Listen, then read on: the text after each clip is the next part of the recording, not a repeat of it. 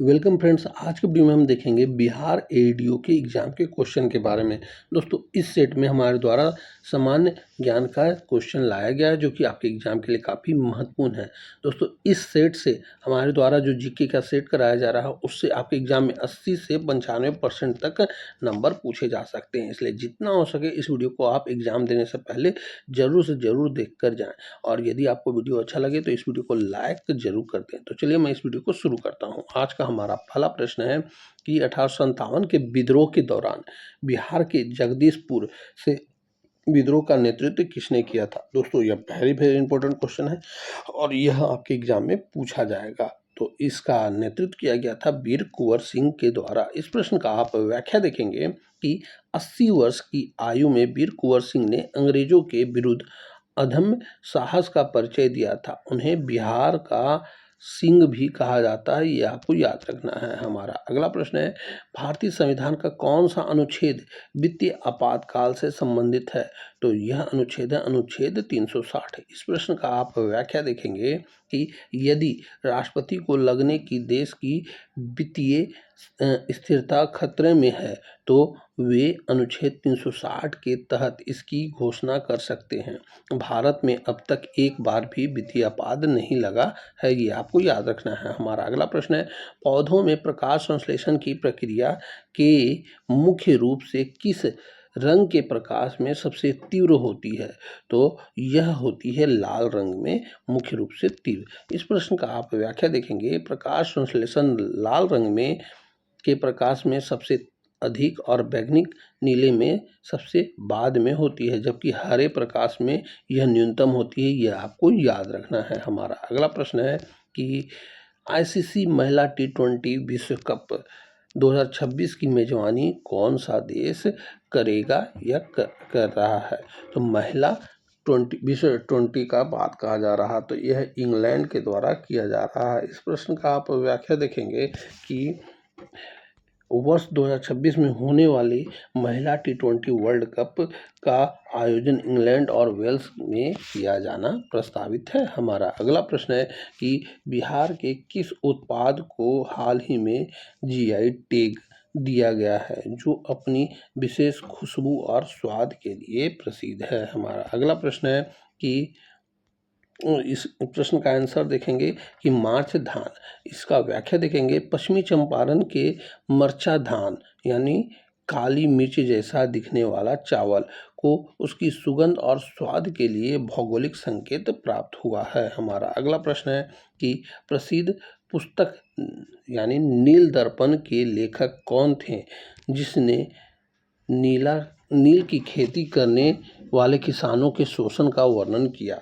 तो वह थे दीनबंधु मित्र जी। इस प्रश्न का आप व्याख्या देखेंगे कि 1860 में प्रकाशित यह नाटक बंगाल के नील विद्रोह 1859 की पृष्ठभूमि पर आधारित था। हमारा अगला प्रश्न है कि ध्वनि की वह आवृत्ति जिसे मानव कान नहीं सुन सकते और जो 20,000 हर्ट्ज से अधिक होती है उसे क्या कहते हैं। दोस्तों, यह वेरी इंपॉर्टेंट क्वेश्चन है, यह एग्जाम में पूछा जा सकता है। तो उसे कहा जाता है प्रासरव ध्वनि यानी अल्ट्रासोनिक ध्वनि। इस प्रश्न का आप व्याख्या देखेंगे कि मानव कान 20 HZ हर्ज से 20,000 हर्ज के बीच की ध्वनि सुन सकते हैं। चमगादड़ और डॉल्फिन प्रासरव तरंगों का उपयोग करते हैं, ये आपको याद रखना है। हमारा अगला प्रश्न है कि भारतीय संविधान में का कौन सा अनुच्छेद प्राण एवं दैहिक स्वतंत्रता का संरक्षण करता है। तो वह अनुच्छेद है दोस्तों अनुच्छेद 21। इस प्रश्न का आप व्याख्या देखेंगे कि यह सबसे महत्वपूर्ण मौलिक अधिकार है जिसे आपातकाल के दौरान भी निलंबित नहीं किया जा सकता। इसी के अंतर्गत शिक्षा का अधिकार भी शामिल किया गया है। हमारा अगला प्रश्न है कि एक सींग वाला गेंडे के लिए प्रसिद्ध काजीरंगा राष्ट्रीय उद्यान किस राज्य में स्थित है। तो दोस्तों, यह असम में स्थित है। इस प्रश्न का आप व्याख्या देखेंगे कि यह यूनेस्को की विश्व धरोहर सूची में शामिल होने वाला दुनिया का 2/3 एक सींग वाले गेंडे नहीं पाए जाते हैं, ये आपको याद रखना है। हमारा अगला प्रश्न है, यहीं पाया जाता है, हमारा अगला प्रश्न है कि 2011 के जनगणना के अनुसार बिहार के किस जिले में साक्षरता दर सबसे अधिक है? तो वह जिला है रोहतास। इस प्रश्न का आप व्याख्या देखेंगे कि रोहतास जिला 73.37% साक्षरता के साथ बिहार के शीर्ष है, जबकि पूर्णिया जिले की साक्षरता दर सबसे कम है। ये आपको याद रखना है। हमारा अगला प्रश्न है, मुगल बादशाह अकबर और महाराणा प्रताप के बीच हल्दी घाटी का युद्ध जो है किस वर्ष लड़ा गया था? तो यह 1576 में लड़ा गया था। इस प्रश्न का आप व्याख्या देखेंगे कि 18 जून 1576 को हुए इस युद्ध में अकबर की सेना का नेतृत्व मान सिंह ने किया था। हमारा अगला प्रश्न है, मानव मस्तिष्क का सबसे विकसित और बड़ा भाग कौन सा है? तो वह भाग है सेरिबरम। इस प्रश्न का आप व्याख्या देखेंगे कि यह बुद्धि, याददाश्त और इच्छा शक्ति का केंद्र है। यह पूरे मस्तिष्क का लगभग 2/3 हिस्सा बनता है। ये आपको याद रखना है। हमारा अगला प्रश्न है, शीतकालीन ओलंपिक खेल 2026 का आयोजन कहाँ किया जाएगा? तो यह किया जा रहा है दोस्तों मिलान और कोर्टिन इटली में। ये आपको याद रखना है। इस प्रश्न का आप व्याख्या देखेंगे कि 2026 का शीतकालीन ओलंपिक इटली के दो प्रमुख शहरों मिलान और कोर्टिन डी एम्पोज में आयोजित किया जा रहा है। हमारा अगला प्रश्न है कि बिहार में से राज्यसभा के लिए कुल कितने सदस्य चुने जाते हैं?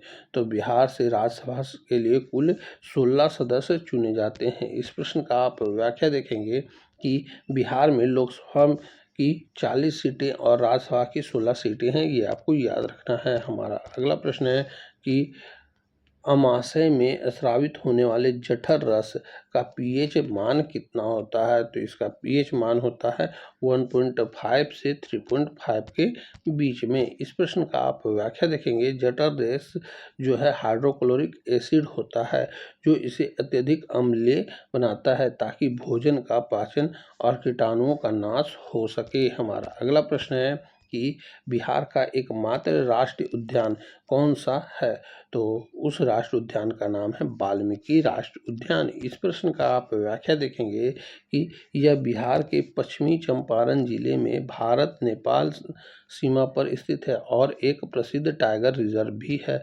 हमारा अगला प्रश्न है, साइमन कमीशन भारत किस वर्ष आया था जिसका विरोध भारतीय ने साइमन वापस जाओ के नारे से किया था? तो यह आया था 1928 में। हमारा इस प्रश्न का व्याख्या देखेंगे कि इस आयोग में एक भी भारतीय सदस्य नहीं था, इसीलिए इसे श्वेत कमीशन भी कहा जाता है।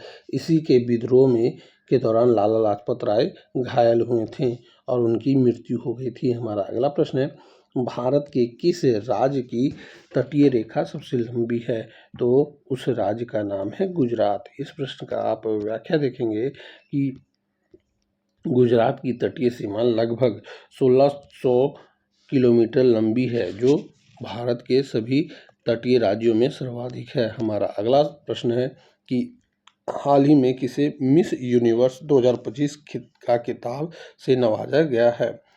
जो कि उनका नाम है दोस्तों फातिमा बॉस। इस प्रश्न का आप व्याख्या देखेंगे कि इस प्रश्न का व्याख्या यही है कि 2025 का जो मिस यूनिवर्स का खिताब जीती हैं वो फातिमा बॉस है। हमारा अगला प्रश्न है, विद्युत धारा मापने के लिए किस यंत्र का उपयोग किया जाता है? तो उस यंत्र का नाम है दोस्तों अमीटर। इस प्रश्न का आप व्याख्या देखेंगे कि अमीटर को परिपथ में श्रेणी क्रम में जोड़ा जाता है और विद्युत धारा की इकाई एम्पियर होती है। ये आपको याद रखना है। हमारा अगला प्रश्न है कि बिहार केसरी के नाम से किसे जाना जाता है? तो दोस्तों यह जाना जाता है श्री कृष्ण सिंह जी को। इस प्रश्न का आप व्याख्या देखेंगे कि बिहार के पहले मुख्यमंत्री डॉक्टर श्री कृष्ण सिंह को उनकी ओजस्वी कार्यशैली के कारण बिहार केसरी कहा जाता है। हमारा अगला प्रश्न है, भारतीय संविधान की प्रस्तावना में न्याय के कितने रूपों का उल्लेख है? तो इसमें न्याय के 3 रूपों का उल्लेख है। इस प्रश्न का आप व्याख्या देखेंगे कि प्रस्तावना में सामाजिक, आर्थिक और राजनीतिक न्याय की बात कही गई है। हमारा अगला प्रश्न है कि सम्राट अशोक के शिलालेखों को सर्वप्रथम पढ़ने में सफलता किसने प्राप्त की थी? तो ये किए थे जेम्स प्रिंसपी ने। इस प्रश्न का आप व्याख्या देखेंगे कि उन्होंने ब्राह्मी लिपि को डिकोड किया था, जिससे अशोक के शासनकाल और धर्म के बारे में महत्वपूर्ण जानकारी मिली। हमारा अगला प्रश्न है कि परमाणु रिएक्टरों में मंदक के रूप में किसका प्रयोग किया जाता है? तो इसका प्रयोग किया जाता है भारी जल यानी D2O का प्रयोग किया जाता है। इस प्रश्न का आप व्याख्या देखेंगे कि भारी जल या ग्रेफाइट का उपयोग न्यूट्रॉनों की गति को धीमे करने के लिए किया जाता है। हमारा अगला प्रश्न है कि विश्व पर्यटन दिवस प्रतिवर्ष किस तिथि को मनाया जाता है? तो दोस्तों यह मनाया जाता है 27 सितंबर को। इस प्रश्न का आप व्याख्या देखेंगे कि वैश्विक स्तर पर पर्यटन के महत्व को बढ़ावा देने के लिए यह दिवस मनाया जाता है। 25 जनवरी को राष्ट्रीय पर्यटन दिवस मनाया जाता है, ये भी आपको याद रखना है। तो दोस्तों यहीं पे हमारा 25 क्वेश्चन पूरा होता है, जो कि काफ़ी महत्वपूर्ण थे। तो दोस्तों अब हम आपसे मिलेंगे अगली वीडियो में, तब तक के लिए जय हिंद, वंदे मातरम।